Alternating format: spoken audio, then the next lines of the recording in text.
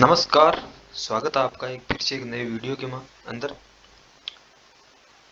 जैन धर्म कल हो गया था, अभी बौद्ध धर्म है। इसके जो आए हुए क्वेश्चन है पुराने, उन क्वेश्चन की ये जो वीडियो है या जो लेक्चर सीरीज है वो है। तो चलिए देखते हैं। फर्स्ट क्वेश्चन है कि भगवान बुद्ध का वास्तविक क्या नाम था।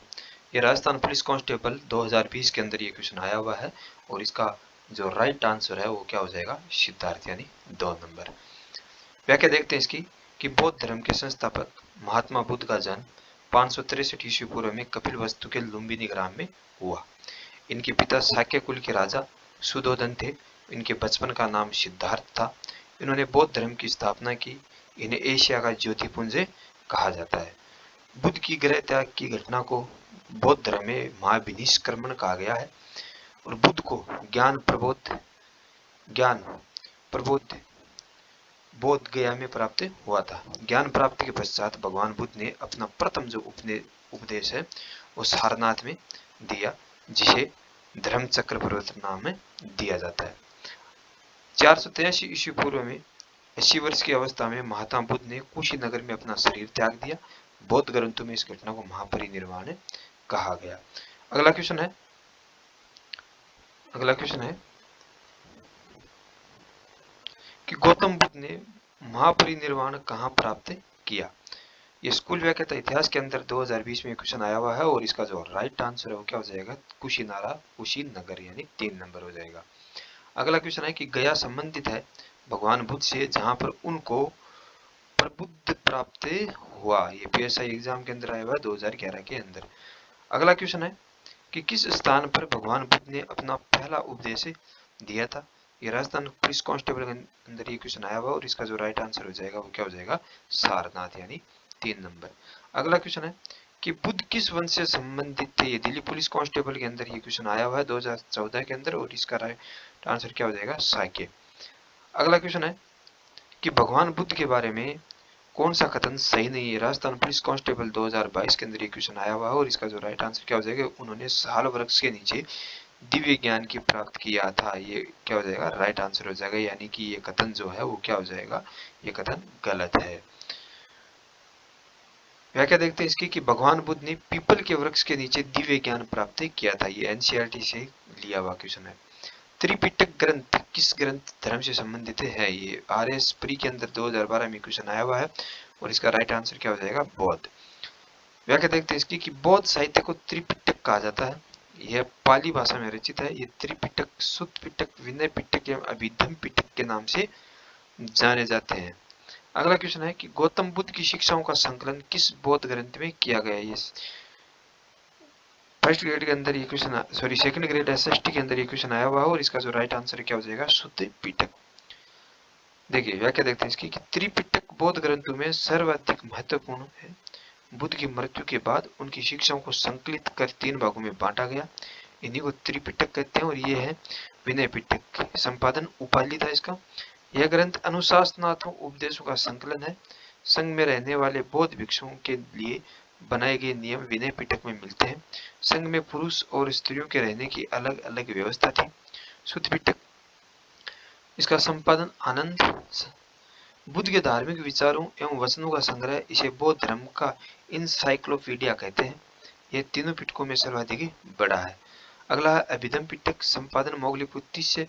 इसमें बौद्ध धर्म के दार्शनिक एवं आध्यात्मिक विषयों का वर्णन है। ये एनसीईआरटी कक्षा 6 से लिया हुआ क्वेश्चन है। अगला क्वेश्चन है कि कौन से बौद्ध ग्रंथ में बौद्ध संघ या मठों में रहने वाले लोगों के लिए नियमों का संग्रह है। ये रीट एसएसटी के L2 के अंदर ये क्वेश्चन आया हुआ 2022 में और इसका राइट आंसर क्या हो जाएगा, विनय पिटक।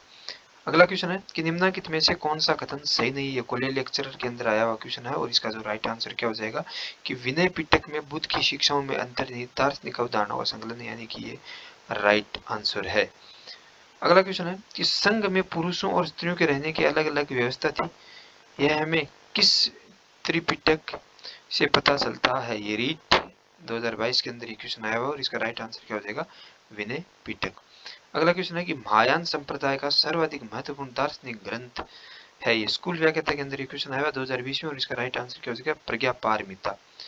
व्याख्या देखते हैं इसकी कि प्रज्ञापारमिता दार्शनिक ग्रंथ की रचना भगवान बुद्ध द्वारा ग्रंथकुट्ट पर्वत पर द्वितीय धर्म चक्र के काल में की। अगला क्वेश्चन है कि अष्टांगिक मार्ग किस धर्म दर्शन से संबंधित है? ये पुलिस कांस्टेबल 2006-7 में आया क्वेश्चन है और इसका राइट आंसर क्या हो जाएगा? बौद्ध धर्म। व्याख्या देखते हैं इसकी कि अष्टांग मार्ग या अष्टांगिक मार्ग महात्मा बुद्ध के द्वारा प्रतिपादित 8 उपदेश हैं जो मानव विकास एवं सामाजिक विकास में सहायक है। ये 8 मार्ग निम्नवत है: सम्यक दृष्टि यानी अंधविश्वास तथा भ्रम से रहित, सम्यक संकल्प उच्च तथा बुद्धियुक्त, सम्यक वचन नम उन्मुक्त सत्यनिष्ठ, सम्यक कर्मांत, सम्यक आजीव व्यायाम, सम्यक स्मृति और सम्यक समाधि। इन मार्गों में सदिच्छा शामिल नहीं है। अगला क्वेश्चन है कि बौद्ध धर्म के अष्टांग मार्ग में निम्नलिखित में से क्या शामिल नहीं है? एसएससी कांस्टेबल जीडी के अंदर ये क्वेश्चन आया हुआ है 2013 में और इसका राइट आंसर हो जाएगा सदिच्छा। अगला क्वेश्चन है कि समय क्रमांत दुख निवृत्ति के बौद्ध अष्टांगिक मार्ग का है। ये सेकंड ग्रेड एसएसटी के अंदर ये क्वेश्चन आया हुआ और इसका समयक वाक का अनुगामी व समयक आजीव का पूर्वगामी सोपान है, यानी 4 नंबर। अगला इसकी व्याख्या क्या है कि समय क्रमांत का अर्थ यह है कि कोई भी हानिकारक कार्य न करे और दूसरा यह है कि किसी भी कार्य को हाथ में लेकर उसे कुशलतापूर्वक करते हुए उसका समापन करें। हानिकारक कर्म नहीं करना ही समय क्रमांत है। अगला क्वेश्चन है कि बौद्ध मत का सबसे प्राचीन स्तूप कौन सा है? ये पीएसआई के अंदर क्वेश्चन आया हुआ है, इसका राइट आंसर सांची हो गया। तो ये देखिए कि राजस्थान सरकार के उपक्रम हिंदी ग्रंथ अकादमी के अनुसार पिपरवा प्राचीन स्तूप है तथा भारतीय प्रशासनिक सेवा 2005 की प्रारंभिक परीक्षा में भी सबसे प्राचीन स्तूप पिपरवा माना गया है, परंतु उपयुक्त प्रश्नानुसार विकल्पों में पिपरवा न होने के कारण आरपीएससी ने सांची को प्राचीन स्तूप माना है, इसीलिए इसके अंदर ये क्या दिया हुआ है? स्टार दिया हुआ है। अगला क्वेश्चन है कि बुद्ध की 80 फुट बड़ी प्रतिमा जो बोध गया में है निर्मित की गई है। आरएसपी के अंदर ये क्वेश्चन आया और इसका राइट आंसर जापानियों के द्वारा। देखो बुद्ध की व्याख्या देखते हैं। 80 फुट पर ऊंची बोध गया में स्थित प्रतिमा लाल ग्रेनाइट व ब्लू पत्थर से निर्मित है, जिसके निर्माण में 7 वर्ष का समय लगा और यह प्रतिमा जापान के दाइजोकिया संप्रदाय के सहयोग द्वारा निर्मित की गई है। अगला क्वेश्चन है कि थेरीगाता अंग है। फर्स्ट ग्रेड हिस्ट्री के अंदर ये क्वेश्चन आया हुआ है और एसएसटी सेकंड ग्रेड के अंदर भी ये क्वेश्चन आया हुआ है और इसका राइट आंसर हो जाएगा सुत्त पिटक का। व्याख्या देखते हैं इसकी कि थेरीगाता बौद्ध ग्रंथ सुत्त पिटक का हिस्सा है। इसमें भिक्षुणियों द्वारा रचित छंदों का संकलन किया गया है। अगला क्वेश्चन है कि थेरीगाता ग्रंथ किस धर्म से संबंधित है? ये सेकंड ग्रेड एसएसटी 2011 में क्वेश्चन आया हुआ है, तो राइट आंसर बौद्ध हो जाएगा।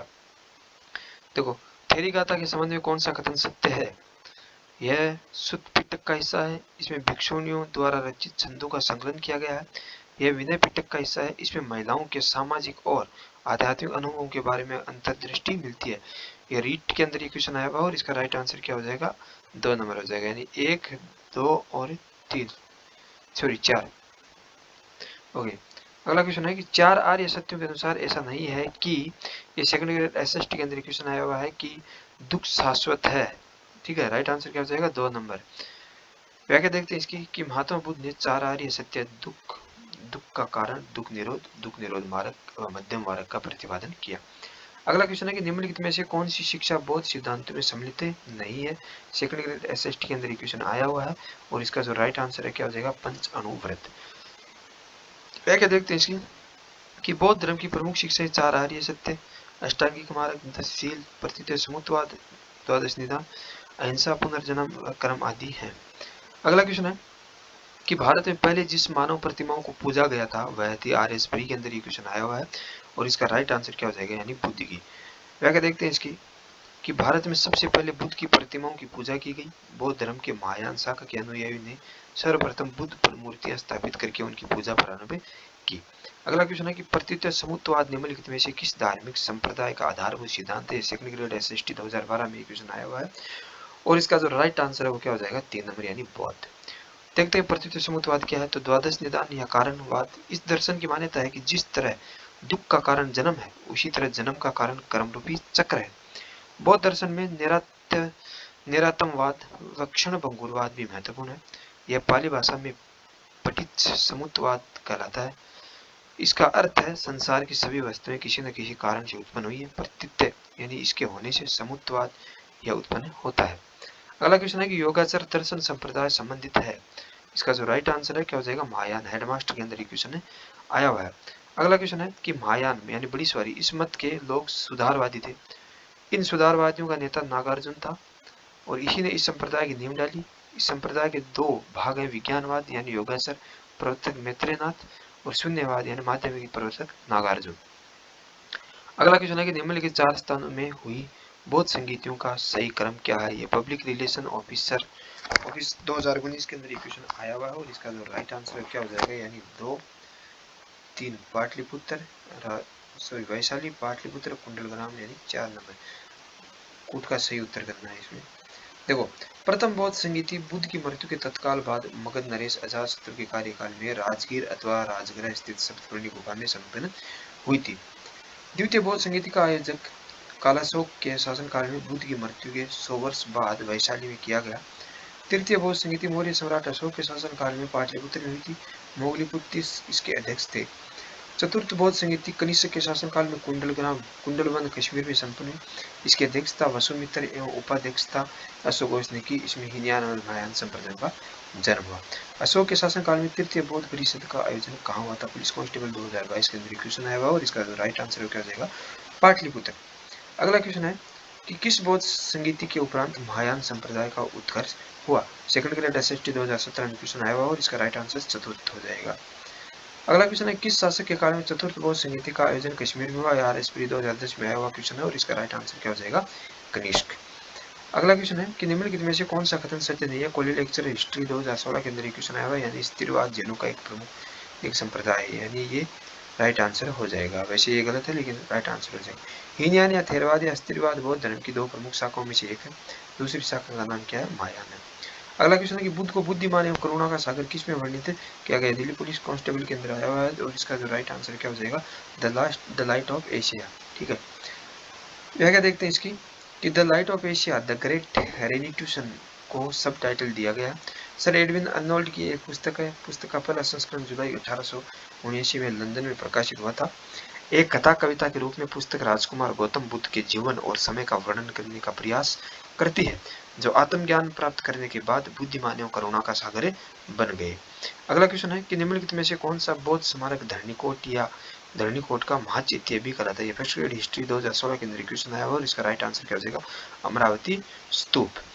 नेक्स्ट और अंतिम क्वेश्चन आज का कि एक राजा अवंतीपुत्र और बुद्ध के अनुयायी कच्छवन के बीच संवाद कौन से बौद्ध ग्रंथ में है? ये रीट L2 के अंदर 2022 में क्वेश्चन आया हुआ और इसका जो राइट आंसर क्या हो जाएगा? मजमे निकाय। तो आज का ये वीडियो पूर्ण हुआ और मिलते हैं कल अगले वीडियो में मौर्य काल के जो आए हुए क्वेश्चन है उनके अंदर। तो देखते रहिए, मस्त रहिए। Thank you.